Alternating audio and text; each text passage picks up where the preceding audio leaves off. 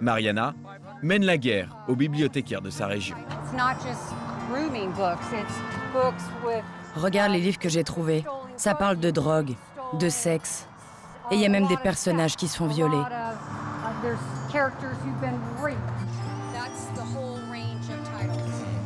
Mariana a épluché des centaines et des centaines d'ouvrages pour enfants. Elle a fait l'inventaire de tous les passages qu'elle juge choquants, à même de pervertir la jeunesse. Regardez cet arc-en-ciel. Et ces licornes. C'est un symbole très important pour la communauté LGBTQ. R, S, T, U, V, W. Et vous voyez ces symboles? Ils en ont mis partout dans le livre, de manière très intentionnelle. Regardez, une vraie pub pour Black Lives Matter. C'est super de dire que la vie des Noirs, ça compte. Mais la vie des Blancs aussi, elle compte.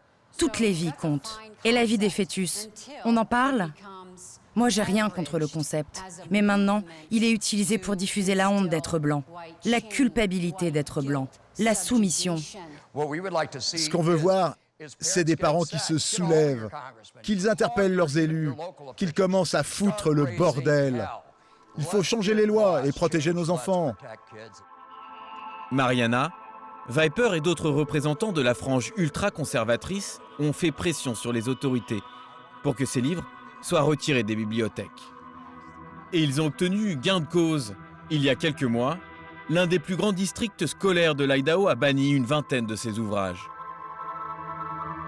Parmi eux, La Servante écarlate ou Les cerfs-volants de Kaboul, des livres très populaires, mais jugés trop sexuellement explicites par Mariana et ses amis censeurs.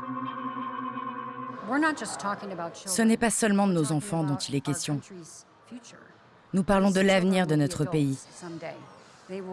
Un jour, ces enfants deviendront des adultes. Un jour, ils deviendront des parents, des électeurs, des businessmen, peut-être même des politiciens. Leur vision du monde et leurs valeurs vont modeler l'Amérique. Donc c'est primordial de faire en sorte qu'ils ne soient pas endoctrinés, qu'ils ne soient pas victimes de cette propagande. Un gage donné à l'ultra-droite et qui a choqué la partie la plus modérée de l'opinion publique.